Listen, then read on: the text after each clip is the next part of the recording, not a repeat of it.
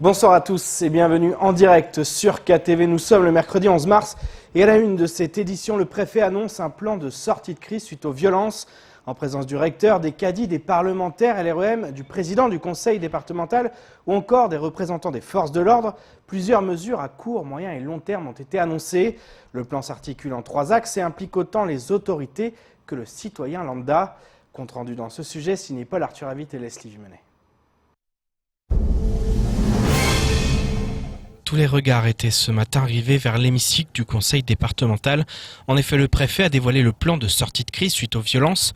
Au programme 3 axes, parmi lesquels le renforcement de la sécurité, la sollicitation de bénévoles et la prévention de la délinquance. Oui, nous allons créer des brigades de vigilance citoyenne.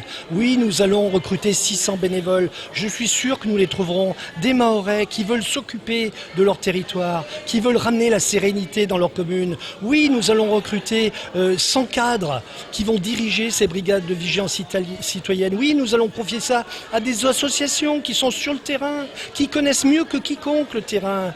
Et puis nous allons saturer l'espace public avec les forces de sécurité. Nous serons présents la nuit quand il le faut. Nous serons présents sur les axes pour que la mobilité redevienne quelque chose de normal. Et puis, dès que les maires seront désignés, nous allons mobiliser un véritable effort, commune par commune, sur la prévention de la délinquance. Ce qui importe, c'est que l'État n'est pas seul dans cette affaire. Ça fait 25 ans qu'en France, on dit que la coproduction de sécurité, c'est l'affaire de tous. Des mesures ont également été annoncées dans l'éducation nationale, avec notamment plus de présence des forces de l'ordre aux abords des établissements scolaires et sur les axes de transport scolaire. Nous avons recruté là pour la rentrée des vacances une 60aine de personnels qui feront de la médiation à l'entrée des établissements pour l'accueil des élèves, l'accueil sur des horaires élargis et qui vont aussi participer à ce travail de médiation, comme je l'ai dit, avec les forces de l'ordre pour amener les élèves aussi à témoigner et pour être des relais pour accompagner les témoignages et faire en sorte aussi que la parole se libère. Ces personnels seront aussi mobilisés pour accueillir tous les élèves à leur sortie des bus et les mettre rapidement en sécurité. C'est donc un travail complètement partenarial avec le déploiement des forces de l'ordre, gendarmerie et police qui se fera là aussi dès la rentrée des vacances. Le préfet est également revenu sur les causes de la violence juvénile. Selon lui, cette violence est cyclique et peut s'expliquer par plusieurs facteurs. Nous avons reconduit en 2019 27 500 personnes. Ça ne s'était jamais vu. La consommation de riz des Mahorais a diminué de 9%. Tiens, ils sont au régime? Non. On consomme moins de riz. Pourquoi consomme-t-on moins de riz? Parce qu'il y a moins de gens en situation irrégulière qui sont présents ici. C'est très simple à comprendre. Et ces jeunes-là, qui n'ont pas encore l'âge d'être éloignés, voient s'approcher le moment où ils vont devoir, eux aussi, faire l'objet d'un éloignement. C'est ainsi que les choses seront organisées. C'est ainsi que la volonté du gouvernement s'est exprimée. Et moi, je mets en œuvre cette détermination. Et puis, il y a des jeunes aussi qui sont exaspérés. Il y a des jeunes Mahorais qui passent 2 heures sous la pluie, en saison des pluies, pour attendre leur car, ou qui attendent 2 heures dans la nuit avant que le lycée ouvre. Il faut apporter des réponses à ces jeunes. Et puis, il y a des jeunes qui sortent de l'école et qui ont raté leur scolarité et qui n'ont pas de diplôme. On ne va pas leur donner d'avenir, on ne va pas dégager l'horizon pour faire en sorte que Mayotte soit sereine, que Mayotte puisse donner du travail à ses enfants. Mais bien sûr que si. Au mois de juin prochain, des assises de la jeunesse vont être organisées. Dès le mois d'avril, 5 ou 6 ateliers seront lancés pour travailler sur différentes thématiques. À l'issue des assises, un calendrier de réalisation sera fixé pour faire suite à ce travail. Et durant cette conférence de presse, l'hémicycle a accueilli des membres de collectifs, des parents d'élèves ou encore des citoyens lambda. Certains ont posé des questions aux autorités et émis des doutes quant à l'efficacité de ce plan. Ce matin, nous recevions le président de l'Union départementale des associations familiales. Ali Nizari est revenu sur la violence, mais également sur les attentes des familles à 5 jours du premier tour des élections municipales. Au montage, Leslie Vimenet. J-4 avant le premier tour des élections municipales. Un rendez-vous politique très attendu dans toutes les communes de l'île, notamment par l'UDAF et ses adhérents qui ont défini certains domaines prioritaires. Aujourd'hui, les attentes sont nombreuses. On a en premier lieu l'éducation. C'est un sujet qui revient souvent. Ouais. Quand on interroge les familles, je pense que c'est la question de l'éducation des enfants Ils sont inquiets pour les enfants. extrêmement importante. Et la question de logement, l'insalubrité. Vous savez que récemment, l'INSEE a donné des chiffres partout. Donc, je pense que c'est un sujet, même si l'INSEE n'avait pas fait ce travail-là, mais c'était déjà un sujet qui préoccupait les Mahorais aujourd'hui. Il faut qu'on arrête de dire que c'est forcément la population immigrée. Il y a aussi des Mahorais qui sont dans cette situation. Évidemment. La question de la délinquance, bien sûr. Donc, la sécurité. Violence, la sécurité, c'est un sujet aussi majeur. La question de la sécurité est en effet au cœur des préoccupations des Mahorais. Pour l'UDAF, il convient de responsabiliser davantage les parents et de les sanctionner le cas échéant. À l'UDAF, nous faisons partie de ceux qui disent, mais c'est quoi le rôle des parents dans tout ça, avant de réfléchir à des... Donc, je pense qu'aujourd'hui, il faut identifier ces jeunes. Une fois qu'on les aura identifiés, on identifiera forcément les parents. À partir de là, j'ai entendu ce matin dans votre matinale, vous avez dit qu'il faut aller jusqu'à toucher au porte-monnaie. Toucher aux parents, au porte-monnaie des parents. Je crois que c'est Camara qui l'avait dit. Mais effectivement, s'il faut changer la loi, il faut le faire. Par rapport à ça, parce que bon, aujourd'hui, visiblement, j'ai l'impression les parents, on n'en parle plus. Alors que bon, l'éducation des enfants, quand même, le premier éducateur d'un enfant, c'est les parents. Maintenant, s'il y a des enfants qui n'ont pas de parents, dans ce cas-là, les réponses ne sont pas les mêmes. La question de la prise en charge de la jeunesse est soulevée par l'UDAF. Par ailleurs, l'association considère que certains sujets ne sont pas suffisamment présents dans le débat public, notamment la prise en charge des personnes les plus fragiles. La question de l'handicap et du vieillissement ne sont pas approfondies. Tout le monde en parle, mais est-ce qu'on va aller jusqu'à proposer des vraies mesures? Je suis comme vous, parce qu'effectivement, c'est un sujet que nous avons pu aborder comme ça dans une réunion technique pour dire qu'est-ce qui va se passer après les élections.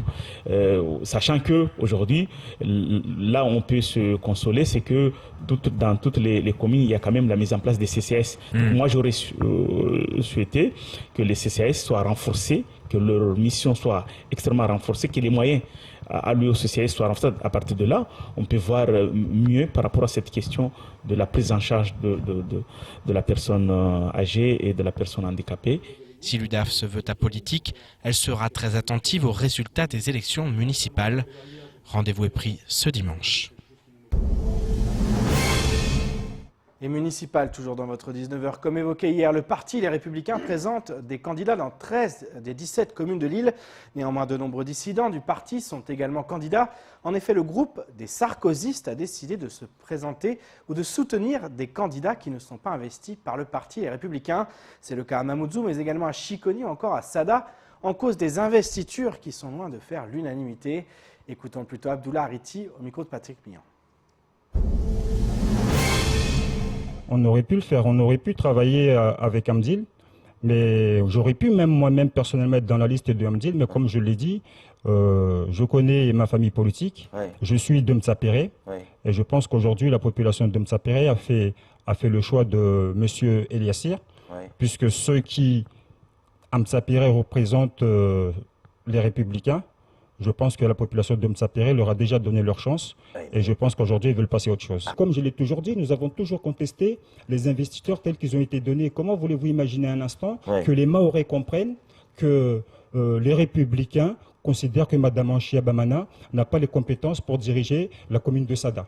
Donc à partir de là, nous avons fait le choix, en contestant les investitures, de nous positionner. Vous savez, c'est un parti politique, on s'engage en politique dans un parti, mais on ne s'engage pas pour le parti. On s'engage pour un combat et nous, aujourd'hui, on s'est engagé pour Mayotte.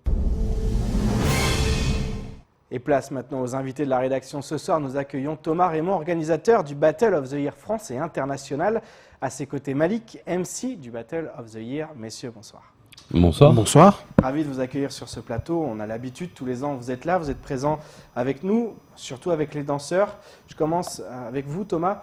Cette année, 10 ans pour l'association.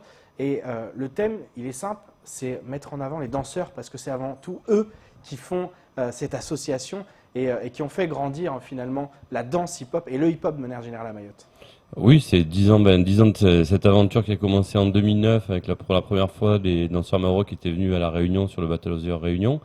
Puis ensuite, l'installation de l'association Hip Hop Evolution qui existait déjà puisque l'association fête aussi ses 15 ans cette année. Donc avec l'installation d'Abdallah Haribou qui du coup revient, on va dire, dans son île d'enfance et puis construit avec tous ces bénévoles, tous ces gens impliqués, avec Sophie UV, avec tous les jeunes, puisque on a maintenant, depuis 10 ans, 11 ans, dans tous ces dispositifs, vu passer pas mal de jeunes qui maintenant sont les membres actifs à la fois dans différentes villes, villages, et en même temps, maintenant, pour certains salariés de l'association Hip Hop Evolution, qui continuent à porter ce flambeau de la danse dans toutes les communes et sur toute l'île. Justement, quel regard vous portez sur cette évolution? Parce que finalement, vous avez été là dès le début, vous avez vu certains danseurs aussi grandir. On pense à Assé qui aujourd'hui travaille pour l'association. Et il y a d'autres encore, Massoundi. Ces jeunes-là, vous avez vu, ils ont grandi, ils ont évolué. Aujourd'hui, c'est leur travail, la danse. Quel regard vous portez sur tout ça, sur ce qui s'est passé pendant toutes ces années à Mayotte? C'est une aventure humaine exceptionnelle. Puis du coup, effectivement, moi, tous ces jeunes, quand on commençait à essayer de trouver des pistes avec AC, qu'on avait rendez-vous à la DRJSCS, que je passais à Cagny pour le voir dans son manga, et puis avec tous ses potes de l'East Side, et que maintenant, on voit que ce soir, il va présenter là à Kongu un spectacle assez original et vraiment, on va dire, purement maoré, qu'il a créé lui-même. Hier, on était à Chirongi, au nouveau pôle culturel, du coup, pareil, pour revoir l'évolution de Wallet, les petits jeunes qui ont travaillé avec Karima, plus après, on parlait d'insultants tout à l'heure en off, qui vont partir au Battle de Vaud à Lyon, avec Gilly et Gomez. J'ai recroisé Fred tout à l'heure à Kongu, pareil, qui était sur les premiers dispositifs et qui va prendre le micro avec Malik là sur ce week-end. Donc Bissot aussi, le président. Voilà, Abdallah qui tout à l'heure. Lui est toujours fidèle au poste, et puis ce duo avec Sophie UV. Donc je n'étais jamais imaginé que ça évolue comme ça et que ça tire vraiment tout l'océan Indien. On a signé encore un autre dispositif là en janvier avec nos amis de la Réunion qui va justement encore permettre de faire évoluer ça sur toute la zone indienne, océan Indien. Donc c'est une super aventure et puis incroyable, quoi. Je me tourne aussi vers Malik, qui les connaît bien, ces danseurs aussi. Depuis des années, il les voit évoluer. Il commente aussi leurs performances. Quel regard vous portez, vous, de votre côté, sur l'évolution, mais plutôt du côté performance? Et puis après, on viendra aussi sur le côté public, parce que ça aussi, c'est quelque chose d'important, l'évolution du public et de plus en plus de personnes qui suivent aussi ces jeunes.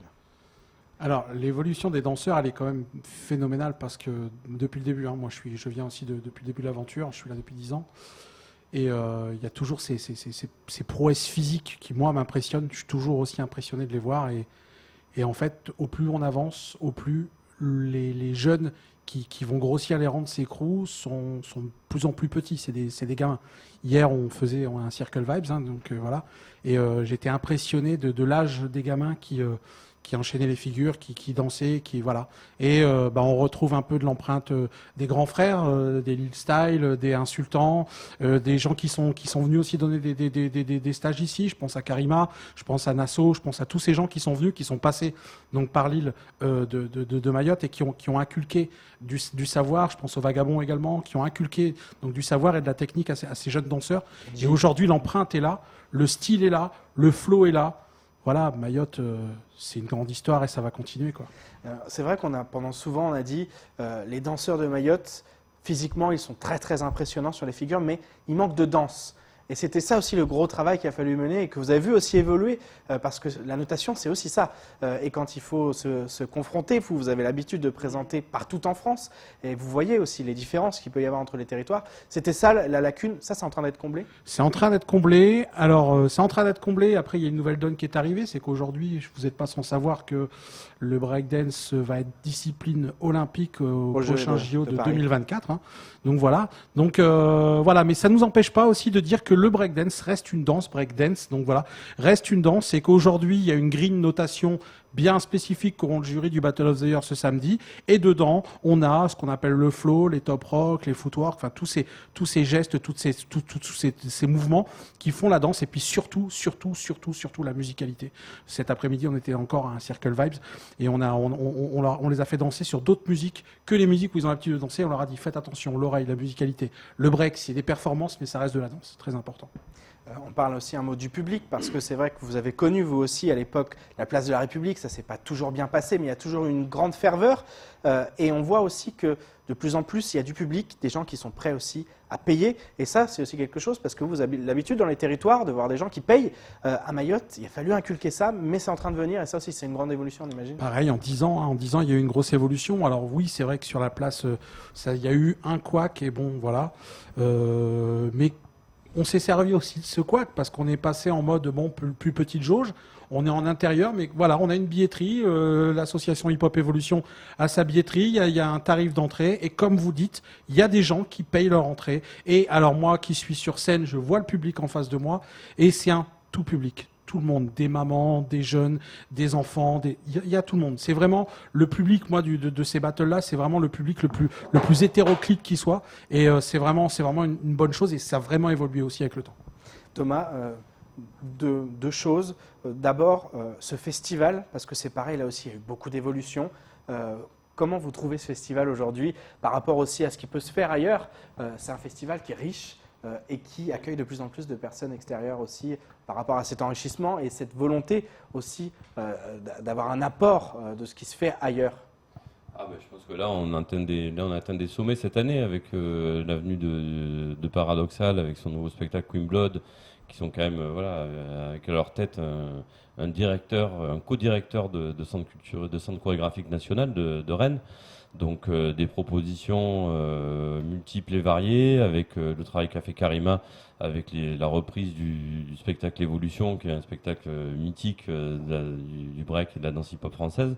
Donc des projets aussi qui s'exportent, puisque les spectacles portés par Hip Hop Evolution et produits par Hip Hop Evolution se sont exportés en métropole et continuent à être programmés dans des scènes nationales. Des coproductions qui ont été faites avec des spectacles comoriens notamment, même pareil, ont été programmés. Là, le chorégraphe Salim de la compagnie de Chesa a été programmé à Suresnes en janvier. Donc, et en termes de festival hip-hop, on va dire sur la zone, je pense que c'est le plus important de la zone. On est en train de travailler justement, comme je disais tout à l'heure, avec nos homologues de la Réunion pour travailler sur ce projet un peu plus interrégional avec Madagascar, l'Afrique du Sud, les Comores, Maurice. Et au pilotage de ce projet-là, c'est des deux associations qu'on accompagne depuis 10 ans, donc Hip Hop Evolution d'un côté, le Village Titan au port de l'autre. Et avec, pour revenir à ce que vous disiez sur la partie justement évolution technique, évolution du style de la danse, aussi cet objectif de creuser au niveau de l'identité justement du breakdance, parce qu'on a la chance d'avoir une culture traditionnelle très riche, d'avoir un apport justement traditionnel très fort, alors sur l'ensemble de la zone. Et ça va être l'objet d'une de nos prochaines missions, justement, de travailler sur la musique, de travailler sur la danse, avec justement pas faire des clones, maintenant qu'il y a cet apport technique qui arrive, comment on travaille une vraie identité locale et qui, je pense, peut faire des beaux ravages à l'international aussi. On va suivre ça. Avant ça, bien sûr, il y a la battle ce samedi. Malik, à quoi il faut s'attendre en termes de show? Il faut s'attendre à quoi cette année avec ces crews qui vont s'affronter, mais aussi quelques surprises? Il y a toujours une émulation. Je pense qu'Insultant ne le fait pas cette année. Donc Insultant, ça a toujours été les favoris. Avant eux, il y avait Lil Style. Voilà. Donc les cartes sont rebattues Oui, les cartes sont rebattues. Il y a une place à prendre. C'est open, comme on dit. Donc on va voir. Et puis moi, je pense qu'après, comme je vous le dis, d'année en année, les shows sont de meilleure qualité. On assiste vraiment à de la qualité. Et puis les battles, parce que c'est des battles qui durent 10, 12, voire 15 minutes.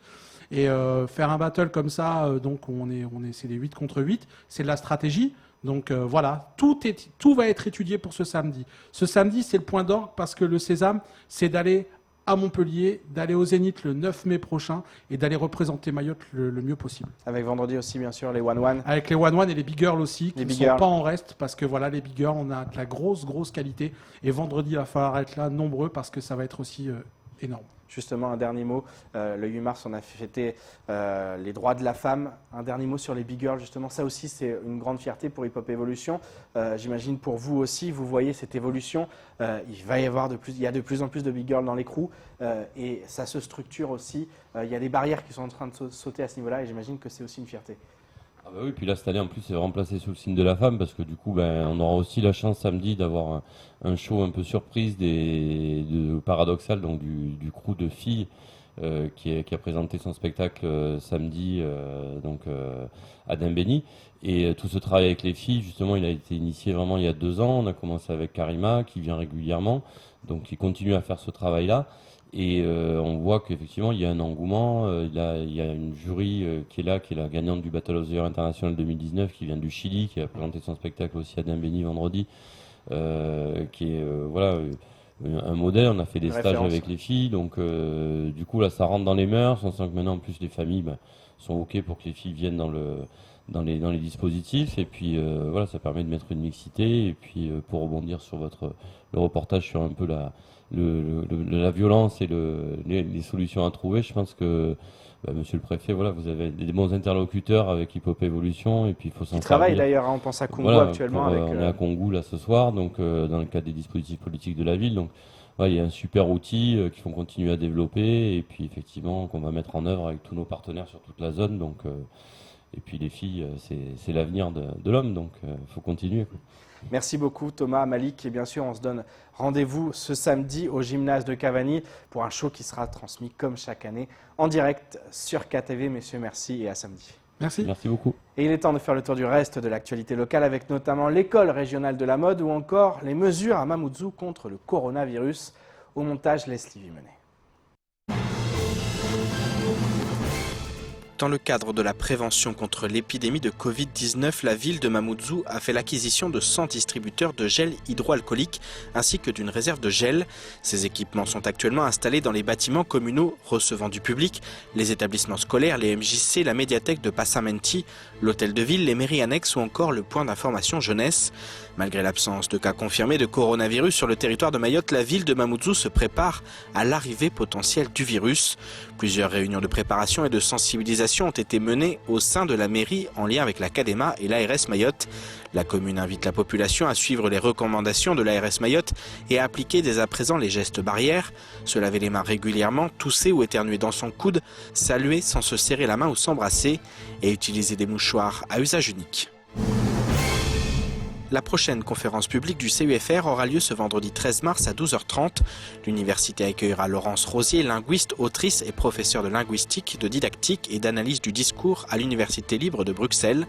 Ses travaux actuels portent sur la violence verbale à l'égard des femmes et sur les manifestations socio-discursives du sexisme. Son ouvrage De l'insulte aux femmes a reçu le prix de l'enseignement et de la formation permanente du Parlement de la Fédération Wallonie-Bruxelles en 2018.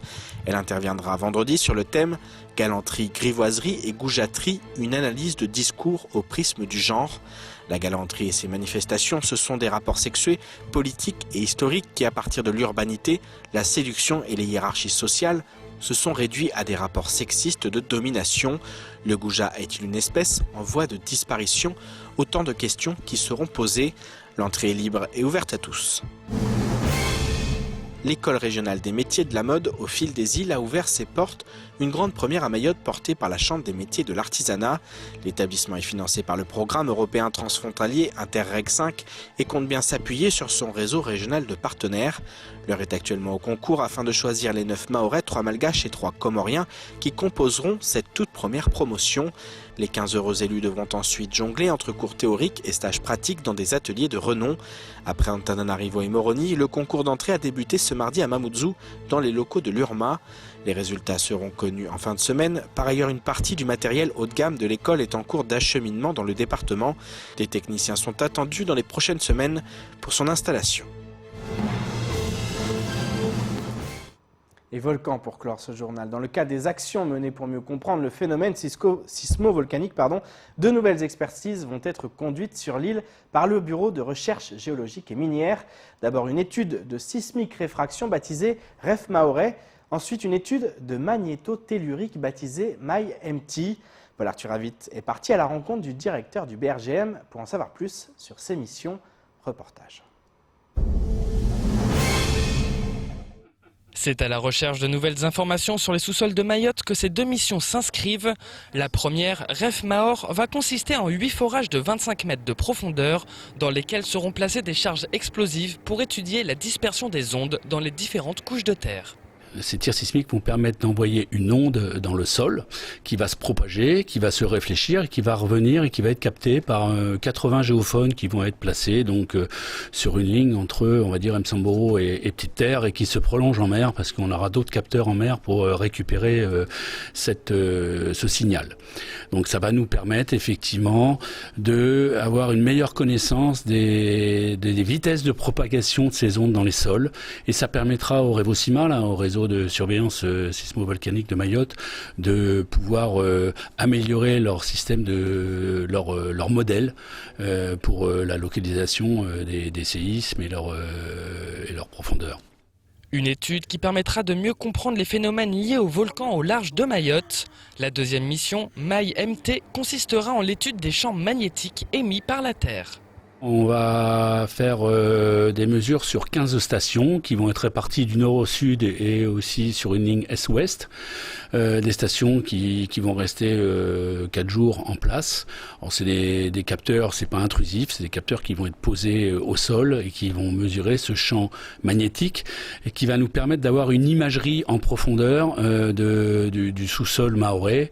L'objectif étant d'essayer d'atteindre un petit peu la limite identifiée comme étant des formations magmatiques.